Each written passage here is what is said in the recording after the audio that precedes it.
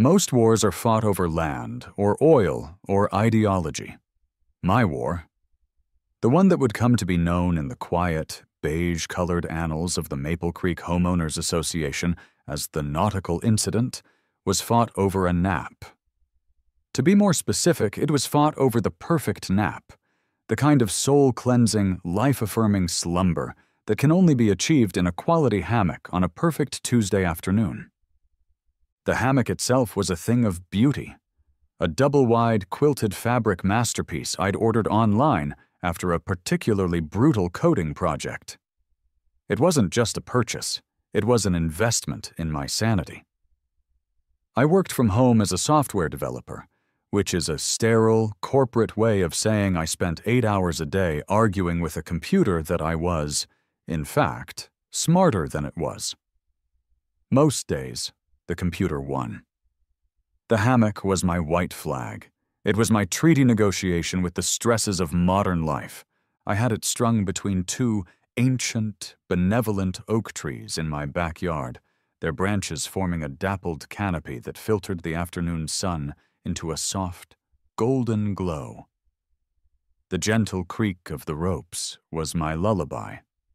The subtle sway was my escape pod from the gravitational pull of my responsibilities. On this particular Tuesday, the conditions were perfect. A gentle breeze rustled the oak leaves, my iced tea was sweating politely on the small table beside me, and my brain had finally, blessedly, gone into screensaver mode. I was blissfully, horizontally, at peace. And that's when I saw her. Carol Covington. She wasn't walking, she was patrolling. Carol was the president, secretary, and grand inquisitor of our HOA. She was a woman in her late 50s who wielded a clipboard like a royal scepter and wore a tennis visor with the focused intensity of a sniper. Her lawn was a testament to chemical warfare, a perfect, uniform green carpet where no weed dared to sprout. She moved with a purpose that suggested she was constantly on her way to measure the height of someone's grass with a laser level. Her eyes, which I was convinced could detect unapproved shades of taupe from 50 yards, were locked on me, on my sanctuary. She marched, there is no other word for it, across her pristine lawn, around the meticulously edged flower bed that separated our properties, and stopped at the edge of my yard. "Enjoying the afternoon, Alex?" she asked. The words were pleasant. The tone suggested I was personally responsible for the fall of the Roman Empire. I gave a lazy, one-handed wave, trying not to disturb my state of zen. "Living the dream, Carol. You know how it is." Her eyes narrowed, scanning my setup. "I see you've installed a new textile-based recreational apparatus." I blinked. It took my relaxed brain a moment to process the sentence. "It's a hammock, Carol. People have been napping in them for centuries. I think the Mayans invented them." I threw that last part in for a little historical flair. It was probably wrong, but it felt right. She hummed, a low, ominous sound. She made a sharp, deliberate note on her clipboard with a pen that clicked with unnerving finality. "We'll see what the bylaws have to say about that." And with that, she turned on her heel and marched back to her beige fortress, leaving a ripple of psychic disturbance in her wake. The peace was broken. The nap was murdered. I sighed, took a long sip of my iced tea, and tried to dismiss it. It was just Carol being Carol. She once left a passive-aggressive note on a neighbor's door because their welcome mat was, and I quote, excessively whimsical. Surely she wouldn't make a federal case out of a hammock. Oh, how naive I was. 3 days later, the official declaration of war arrived. It wasn't in the mailbox. That would have been too subtle, too civilized. It was a crisp, cream-colored envelope, sealed inside a plastic sleeve and taped to my front door with an aggressive amount of packing tape, as if to prevent any escape. It bore the official crest of the Maple Creek HOA, which looked like a beige shield with a beige tree on it.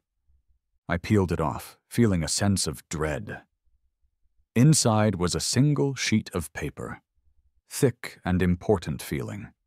It read, "Official Notice of Violation to Alex Parker, 112 Orchard Lane. From the Maple Creek Architectural Review Committee. Date, September 5th, 2025. R.E. Article 4, Section 2. B. Unauthorized Structures.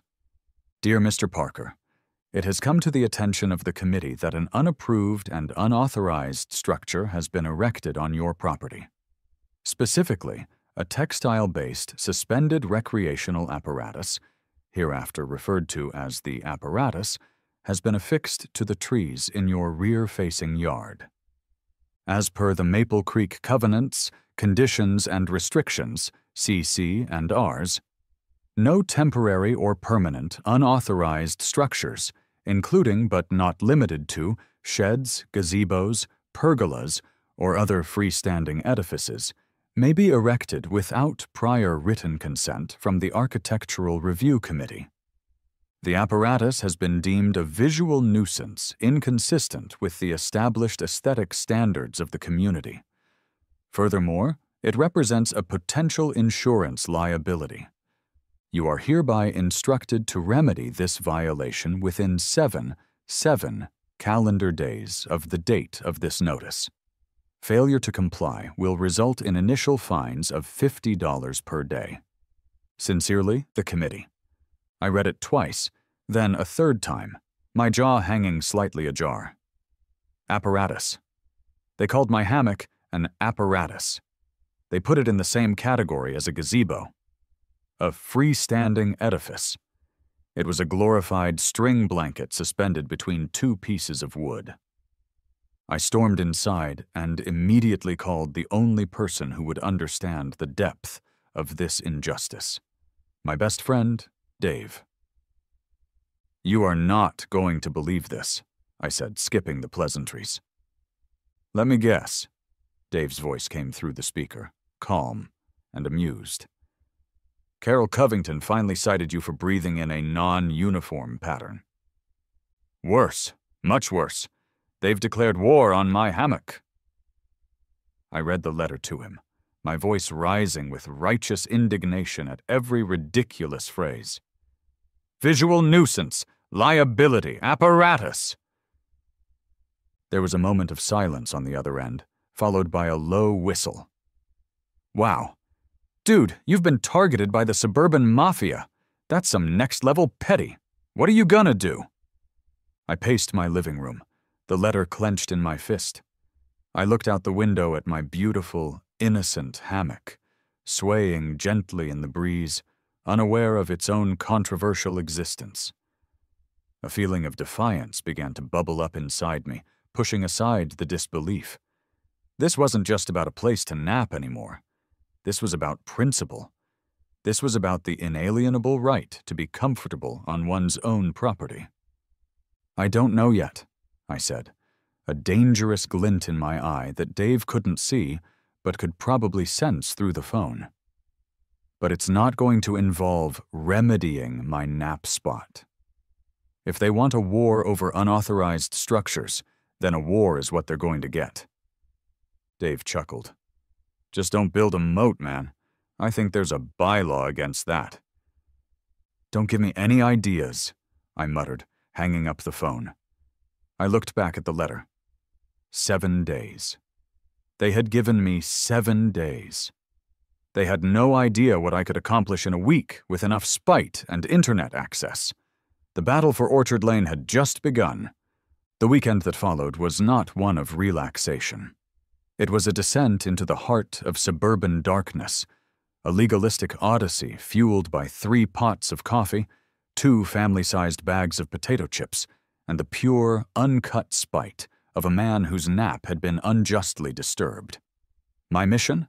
To find a loophole in the Maple Creek HOA covenants, conditions, and restrictions. First, I downloaded the full 212-page PDF from the HOA website. Printing it out used an entire ink cartridge and produced a stack of paper that felt as dense and impenetrable as a law school textbook. I armed myself with a pack of multicolored highlighters, a set of sticky tabs, and the grim determination of a Cold War codebreaker. This document, this sacred text of beige compliance, would be my battlefield. I spread the pages across my dining room table and began to read. And what a journey it was. The first 50 pages were just definitions. It took them 3 paragraphs to define front yard. I learned that a dwelling was different from a residence, and that a fence was distinct from a boundary wall. It was a masterpiece of obfuscation, a document clearly written by lawyers who were paid by the word. But as I dove deeper, the true, soul-crushing absurdity of my suburban gulag revealed itself. I highlighted the section on exterior paint palettes. There were exactly 4 approved shades of beige, 3 shades of taupe, and a daring off-white named Whispering Wheat. Any deviation required a formal application, and, I suspected, a blood sacrifice. I tabbed the page on lawn ornaments. Garden gnomes were permitted, but could not exceed 12 inches in height, and must be of a traditional non-novelty design. Flamingos, plastic or otherwise, were grounds for immediate sanction. There were 3 pages dedicated to trash receptacles, how they must be stored out of sight when they could be placed curbside, no earlier than 6 p.m. the day before pickup, and the approved materials for their screening enclosures. I felt my sanity begin to fray. Who were these people? What kind of joyless existence led to the creation of rules governing the whimsy of a welcome mat? My anger at Carol Covington began to morph into a kind of horrified pity. This was her life's work. This document was her masterpiece. And then around page 147, buried in a section titled Vehicles and Parking, I found it. The glimmer of hope, the crack in the beige facade. The bylaws were, as expected, draconian. No commercial vehicles, no vehicles with expired tags, no parking on the street overnight. But then I saw Article 7, Section 4C. I read it, and my heart began to beat faster. Recreational vehicles, RVs, campers, and watercraft on a trailer may be parked in a homeowner's driveway for a period not to exceed 30 consecutive days for the purposes of loading, unloading, or maintenance. This provision is limited to 2 such periods per calendar year. I read it again and again. The words practically glowed on the page. Watercraft on a trailer for 30 consecutive days. My mind started racing, connecting the dots. The letter of violation was for an unauthorized structure. My hammock, a freestanding edifice. They were obsessed with things built on the property. But a vehicle wasn't a structure. A vehicle was, well, a vehicle. It was a separate legal category. The bylaws treated it as such. And there was nothing in the entire 212-page document that said what you could or could not do inside your legally parked vehicle. An idea started to form in my mind. It was a terrible idea. It was a glorious idea. It was disproportionate, insane, and almost certainly going to make things 10 times worse. It was perfect. I grabbed my phone and dialed Dave, my hands trembling with a giddy mix of genius and madness. "I've got it," I announced, my voice low and conspiratorial. "I've found the solution. I'm going to comply with their stupid rule about unauthorized sleeping structures." "Oh, thank God," Dave said, his voice full of relief. "You're taking the hammock down? Look, man, it's probably for the best. It's not the hill to die on. We can go to the park or something." I chuckled, a low, slightly unhinged sound. No, you misunderstand. The hammock is just a casualty of war. I'm getting a new sleeping structure, a fully authorized one." "Okay, you're scaring me now. What, are you building one of their pre-approved sheds and putting a bed in it? They'll just fine you for that, too." "Not a shed," I said, walking to my front window and staring at my wide, empty, beautifully compliant driveway. "A boat.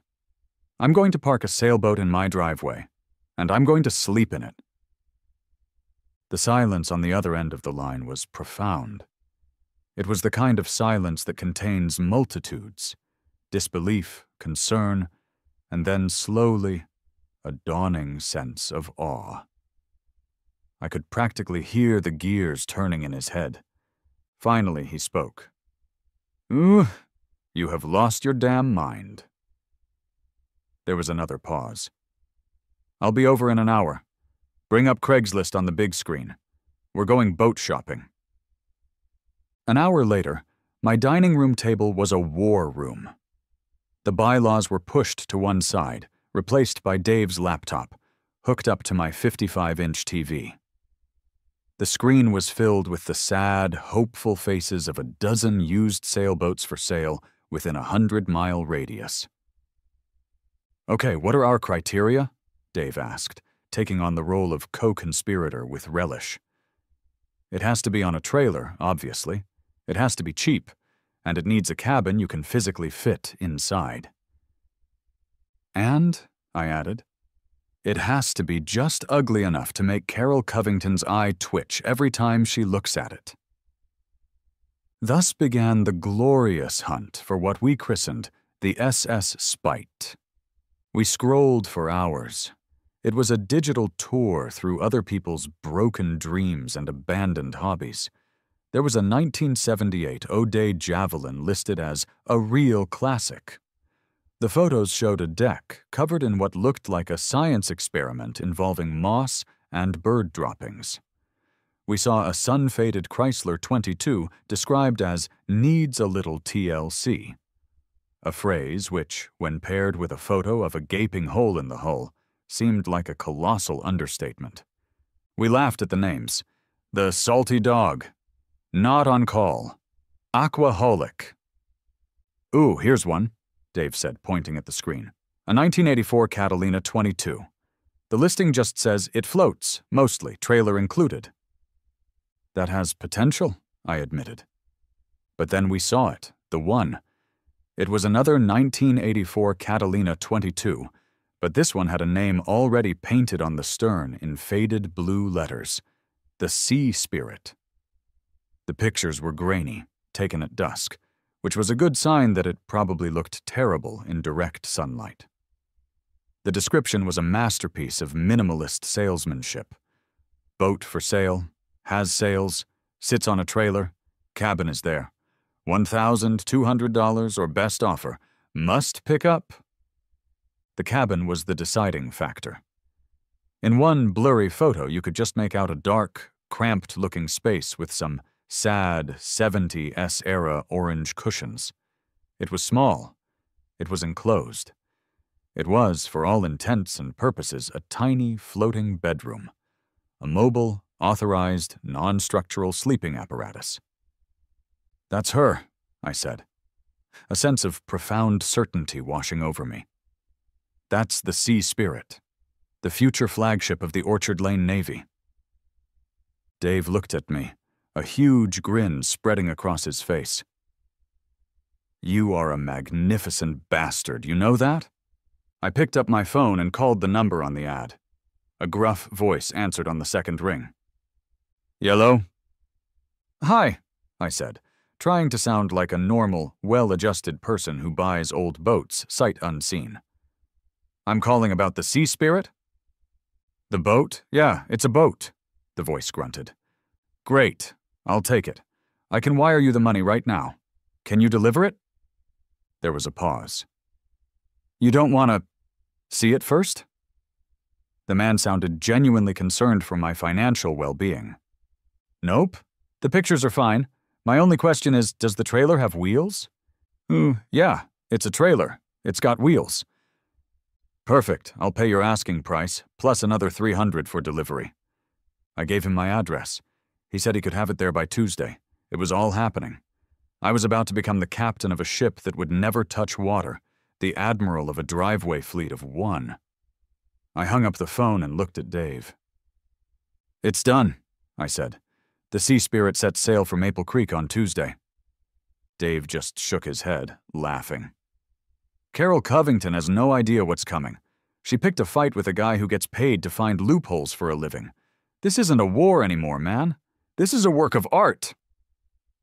He was right. I wasn't just a homeowner anymore. I was a patron of the petty arts.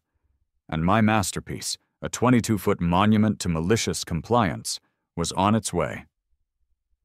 Tuesday arrived not with a whimper, but with the groaning diesel engine of a beat-up Ford F-250. The delivery of the SS Spite, or as it was formerly known, the Sea Spirit, was a spectacle of suburban disruption. I stood at the end of my driveway, coffee in hand, as a grizzled old-timer with a beard that had seen more winters than I had backed the vessel into its new home. The boat was worse than I had imagined. And by worse, I mean more perfect. The fiberglass hull, once a proud white, had aged to the color of nicotine-stained teeth. A faint green line of algae clung stubbornly to the waterline, a memory of some distant, happier time when it had actually been in the water. The name the Sea Spirit was peeling, giving it a slightly haunted, ghostly vibe. It was massive. It completely dwarfed my sensible sedan parked on the street. It was a glorious 22-foot-long middle finger aimed directly at the heart of the Maple Creek aesthetic. The delivery driver, a man named Earl, unhitched the trailer, kicked the tires, and handed me a greasy folder of paperwork. "She's all yours," he grunted, not even bothering to ask the obvious question of why a boat was now permanently docked in a landlocked suburban driveway. For an extra $300, Earl's curiosity was apparently non-existent. "Thanks, Earl," I said, handing him the cash. "She's beautiful." He squinted at the boat, then at me, then shrugged. "If you say so, kid." He climbed back in his truck and rumbled off, leaving me alone with my new, absurdly large lawn ornament. The reaction from the neighborhood was immediate and palpable. Curtains twitched. Morning joggers slowed to a confused shuffle. A minivan full of kids stopped dead in the middle of the street, the occupants pointing with open mouths. It was exactly the splash I'd hoped to make. Before I could even board my new vessel, my neighbor from across the street, Bob, came ambling over. Bob was a retired history teacher in his late 60s, a man who appreciated a good story and a cold beer in equal measure. He was holding one of the latter. "Alex, son," he began, his eyes wide as he took in the full, majestic horror of the boat. "What in the Sam Hill is that?" "That, Bob," I announced with a theatrical sweep of my arm, "is my new bedroom." I gave him the short version of the story. The hammock, the letter, the bylaws. As I spoke, a slow, delighted grin spread across his face. He looked from the boat to Carol Covington's house, which was ominously quiet, then back to the boat. "You're fighting the good fight, son," he said, taking a respectful sip of his beer. He clapped me on the shoulder.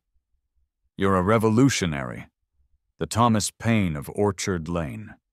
If you need anything, an extension cord, a first mate, you let me know." The rest of the day was spent moving in. This consisted of me making a great show of carrying a pillow, a sleeping bag, a book, and a battery-powered lantern from my front door to the boat. I propped the small hatch to the cabin open and tossed my belongings inside. The air that wafted out was a complex bouquet of old mildew, faint fishiness, and decades of regret. It smelled like victory. As evening fell, I climbed aboard. The deck creaked under my weight. I squeezed into the cockpit and then contorted my body to get into the tiny cabin. It was, to put it mildly, snug. If I lay perfectly straight, my head touched one end and my feet touched the other. The 70 S-orange cushions were as comfortable as a pile of bricks. But as I lay there in the dark, illuminated only by the soft glow of my lantern, I could see my own house through the small porthole window. My comfortable living room, my spacious bedroom. They were just 30 feet away. It was insane. It was uncomfortable. And it was the most deeply satisfying feeling I had ever experienced. I fell asleep with a triumphant smile on my face, rocked by the imaginary waves of my driveway sea. The next morning, my victory was confirmed. As I clumsily disembarked from my vessel, stiff and smelling faintly of fiberglass, I saw her. Carol was waiting for me. She was standing on the edge of her property, hands on her hips, her face a thundercloud of pure, unadulterated rage. "Good morning, Carol," I chirped, stretching theatrically. "Slept like a log." "What is the meaning of this, Alex?" she seethed, her voice a low hiss. "This is an abomination. It's junk." "I'll have you know this is a 1984 Catalina 22, a classic of American sailboat design," I retorted, puffing out my chest. "And it's not junk, it's my vehicle, just getting up from a wonderful night's sleep in it." "That is not a vehicle. It is a derelict vessel. You are in violation of a dozen bylaws. This is even worse than the apparatus." I held up a hand, adopting the patient tone of a teacher explaining a simple concept. "Actually, Carol, it's not. I'd be happy to discuss it with you. According to the Maple Creek CC and Rs, Article 7, Section 4C, to be precise, this is a registered watercraft on a trailer. As such, it is perfectly legal for me to park it in my driveway for up to 30 consecutive days. You can look it up." Her jaw worked, but no sound came out. She was sputtering. Temporarily defeated by my pedantic preparation, I decided to press my advantage. "And since I am sleeping in it," I continued, "it is classified as a vehicle being used for personal accommodation, much like an RV. It is not a permanent or temporary structure being erected on the property. Therefore, it does not fall under the purview of Article 4, Section 2B, the very article you cited in your charming letter. It's a completely different category." She finally found her voice. "We'll see about this," she shrieked, pointing a trembling finger at me. "I'm calling the city. I'm calling the police. You will have this thing towed." She spun around and stormed back into her house. The battle was over, but the war was about to escalate. I spent the next few hours anxiously waiting, tidying up the boat's cockpit and pretending to inspect the rigging like a seasoned sailor. Around 2 p.m., my moment of truth arrived in the form of a black and white police cruiser. It pulled up slowly, and 2 officers got out. The older one, whose name tag read Miller, looked weary, like he'd seen every form of human stupidity, and was just hoping for a quiet shift. The younger one, Schmidt, had a glimmer of amusement in his eyes. A small crowd of my neighbors, Bob, the family from down the street, even old Mr. Henderson, who never left his house, had gathered at a respectful distance, pretending to check their mail or weed their flower beds. Officer Miller approached me, his hand resting on his belt. "Good afternoon, sir. Are you Alex Parker?" "Yes, officer. Is there a problem?" I asked, all innocence. "Well, sir," he sighed, gesturing vaguely towards the giant boat in my driveway. "We got a call about a boat being used as a residence." Before I could answer, Carol came marching out of her house, a woman on a mission. "He's right there, officers! That man! He is flaunting our community rules! He's living in that piece of trash!" I turned to the officers, projecting an aura of calm reason. "Not a residence, officers. That would be my house," I said, pointing to the perfectly good structure 30 feet away. "This is simply a legally parked vehicle that I am using for temporary sleeping accommodation. A bedroom annex, if you will." Officer Schmidt was now actively fighting a smile. "A bedroom annex, sir?" "He's making a mockery of our community," Carol screeched. This was my moment. "Officers," I said calmly, "I understand this is an unusual situation. I anticipated there might be some confusion, so I prepared some documentation." I hopped down from the driveway and went into my house, returning a moment later with a crisp, new 1-inch binder. On the spine, I had printed a label: Project Driveway Regatta, Compliance Dossier. I opened it on the hood of their cruiser. The neighbors leaned in. Inside, in neatly organized plastic sleeves, was every piece of paper they could possibly need. "Here," I began, "is the boat's official title and registration, proving it is a legally registered vehicle with the state. Here," I turned the page, "is my copy of the Maple Creek HOA bylaws, with Article 7, Section 4C, the provision on recreational vehicles highlighted for your convenience. And just in case," I flipped again, "here is a printout of the City Municipal Code on temporary vehicle parking in residential zones, which, as you can see, aligns with the HOA's 30-day allowance." Officer Miller picked up the highlighted bylaws and read them. Officer Schmidt read over his shoulder. The silence stretched. I could feel Carol's glare boring into the side of my head. Bob, across the street, gave me a subtle thumbs up. Finally, Schmidt looked up, his face a mask of professional neutrality that couldn't quite hide his smirk. "So, let me get this straight. The HOA told you the hammock wasn't allowed?" Because it was an unauthorized structure, yes," I confirmed. "But he paused, gesturing to the boat. "The 22-foot sailboat is allowed?" I gave a solemn nod. "Them's the rules, officer. I don't write them. I'm just a law-abiding citizen trying to get some rest in my legally parked and registered watercraft on a trailer." Officer Miller sighed the deep, weary sigh of a man who had seen too much. He turned to Carol. "Ma'am, I'm sorry, but he's right. As absurd as this is, he isn't breaking any laws. He's not violating any city ordinances. This is a civil matter between you and him, governed by your HOA rules. There's nothing we can do." Carol's face went through a remarkable series of transformations, from shock to outrage to the deep, purple fury of utter defeat. She looked at me, at the officers, at the boat, and then back at me.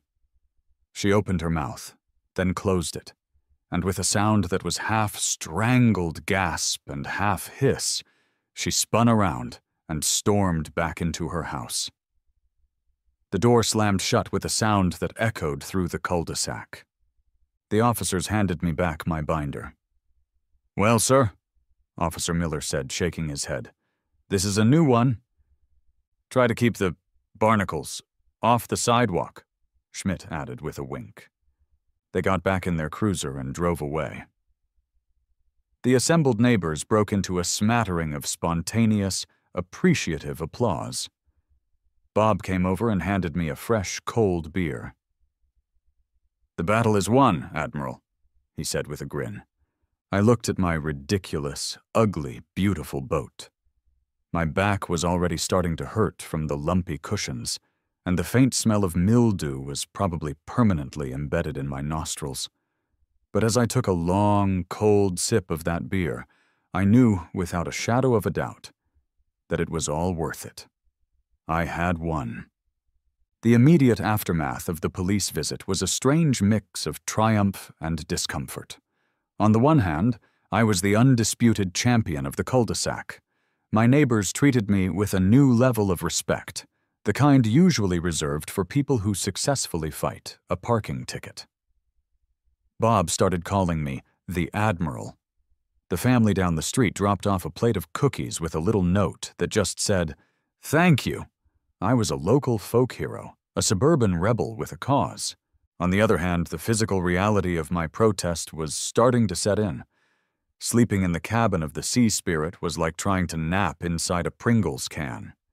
It was cramped, stuffy, and my 6-foot frame was not designed for 1980 S-era sailboat ergonomics.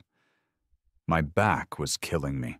I had a permanent crick in my neck, and I was developing a profound appreciation for my memory foam mattress, which now seemed like a distant, luxurious dream.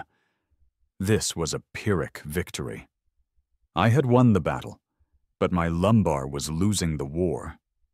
The problem was my 30-day clock. My glorious loophole had an expiration date. Dave, ever the voice of reason, pointed this out during a strategy session held in the boat's tiny cockpit. "So, what's the plan for day 31? He asked, sipping a beer I'd passed up to him.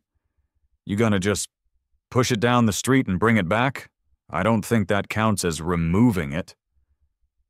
I know, I've been thinking about it," I said, rubbing my sore neck. "Phase 1 was reactive, malicious compliance. Phase 2 needs to be about permanence. I need to consolidate my power." "You sound like a Bond villain." "I feel like a Bond villain," I admitted.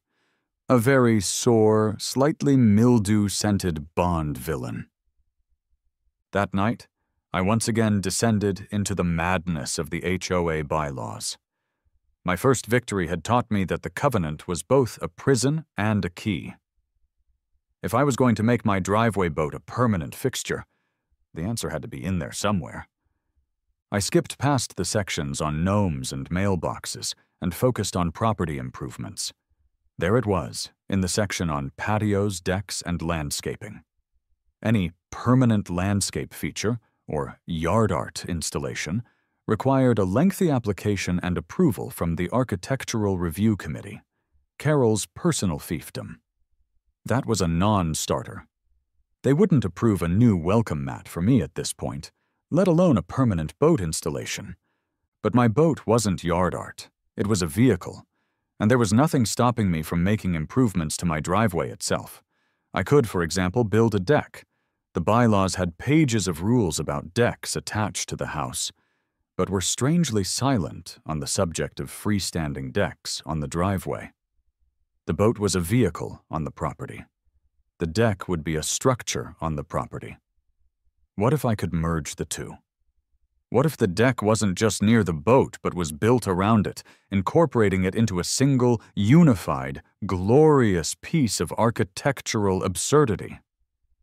The boat would be forever docked at Port Driveway. The idea was so stupid it was brilliant. I wouldn't be asking for permission to install a boat. I'd be asking for permission to build a small, code-compliant deck. The boat would just happen to be in the middle of it. The next morning, I started searching for local contractors.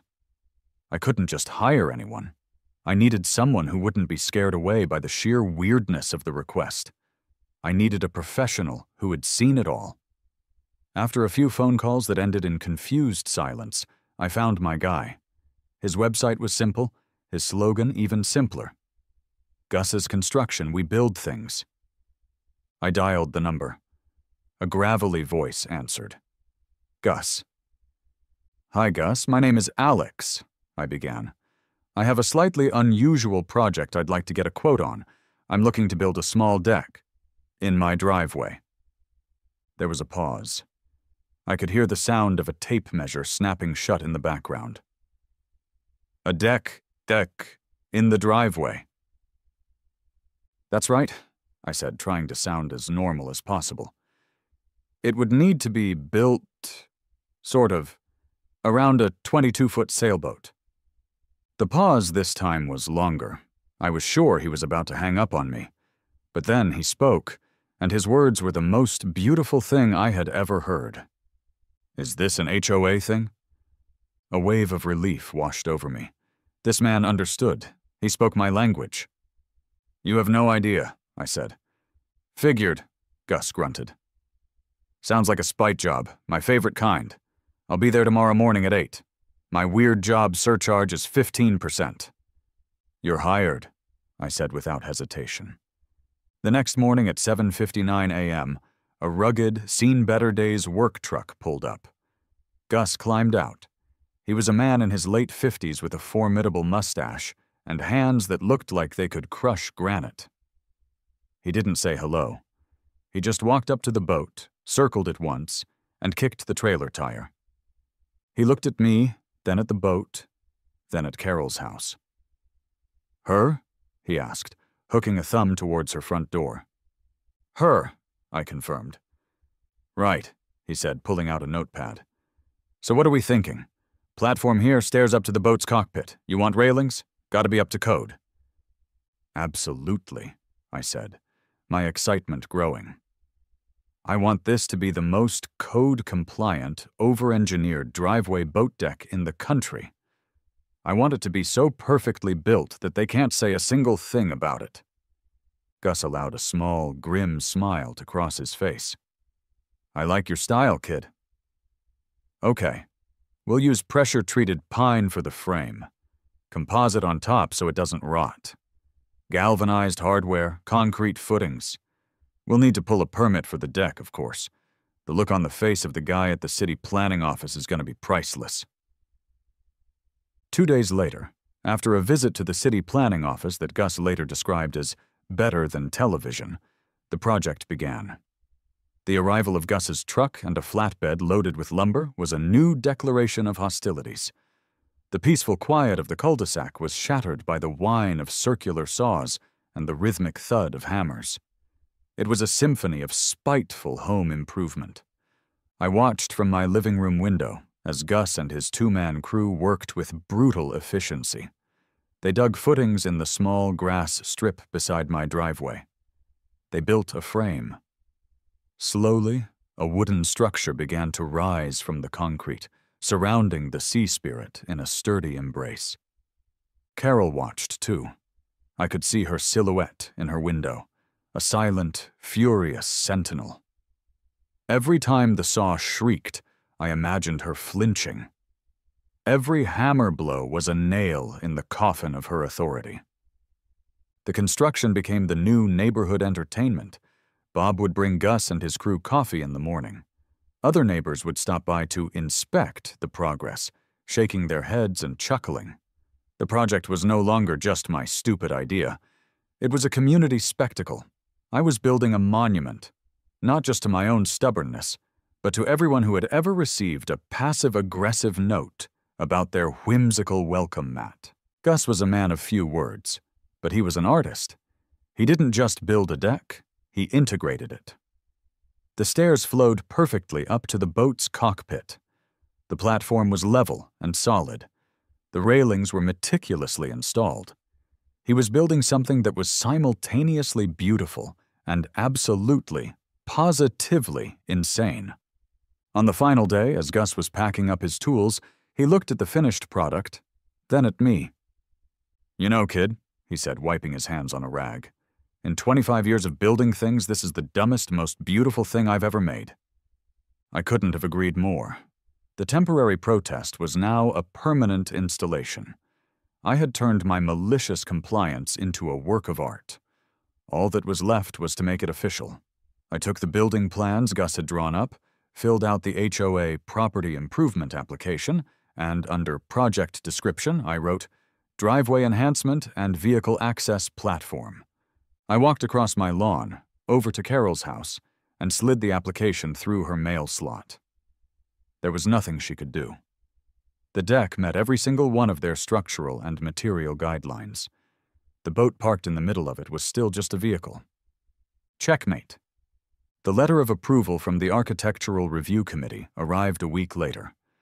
It was, I suspect, the most painfully written letter of Carol Covington's entire tenure as HOA president.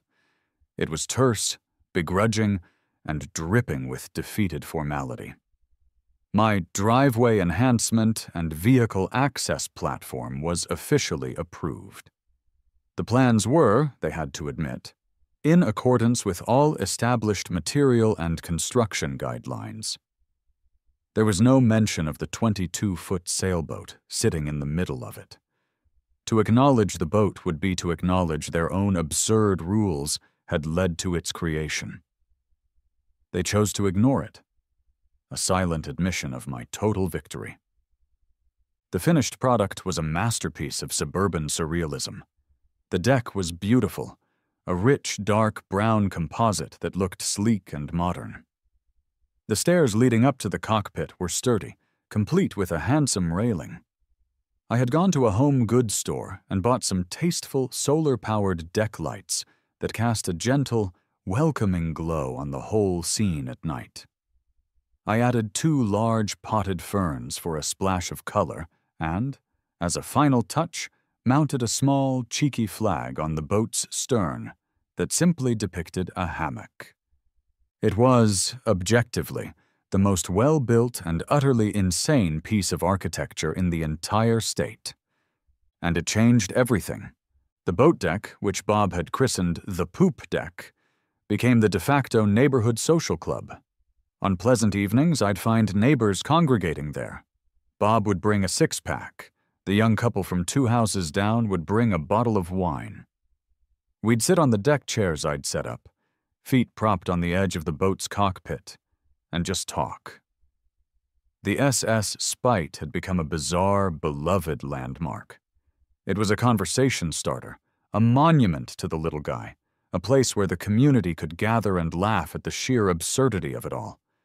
My social life had never been better. I had gone from being the quiet software guy to the legendary Admiral of Orchard Lane. Carol Covington, on the other hand, retreated. She no longer patrolled with her clipboard. Her marches became brisk, head-down walks to her car. When she passed my house, she would avert her eyes, pretending my entire property, with its magnificent boat deck, simply didn't exist. The rumors around the neighborhood were that she had found a new crusade, something about the unapproved font on someone's house numbers 3 streets over. Her reign of terror over my small patch of suburbia was over. One perfect Friday evening, about a month after the deck was finished, Dave came over. We were sitting on the deck, drinks in hand, watching the sunset paint the sky in shades of orange and purple over the rooftops. The solar lights had just flickered on, giving the boat a soft, almost magical glow. Dave took a slow sip of his beer and shook his head in lingering disbelief. "You know," he said, "I did the math. For the cost of this boat, the delivery fee, and what you must have paid Gus for this incredible deck, you could have just paid the $50 a day fine on the hammock for the next 57 years. I laughed, looking around at my ridiculous, wonderful creation. Bob was waving from his porch across the street. The sounds of kids playing echoed down the cul-de-sac. It was peaceful. "And miss all this?" I asked, gesturing to the scene around us. "This is better than any nap, Dave. This is about the principle of the thing." He grinned. "You are a complete lunatic. You know that, right?" "Absolutely," I said. "But I'm a lunatic with a boat in my driveway." I stood up and leaned on the railing, my gaze drifting from my driveway to my backyard. My eyes settled on the 2 majestic oak trees, their leaves rustling in the evening breeze. And there, hanging between them, swaying gently as if in a silent, victorious salute, was my hammock. I'd put it back up the day the deck was officially approved. No one had dared to say a word. I had gone to war over a simple, quiet place to unwind. And in the most complicated, expensive, and absurdly public way imaginable, I had finally gotten it. I had my deck, I had my boat, I had my friends, and I had my peace. And most importantly, I had my hammock. I gave it a little salute, a silent acknowledgement to the true textile-based hero of the story. The Admiral was home, and the napping was good,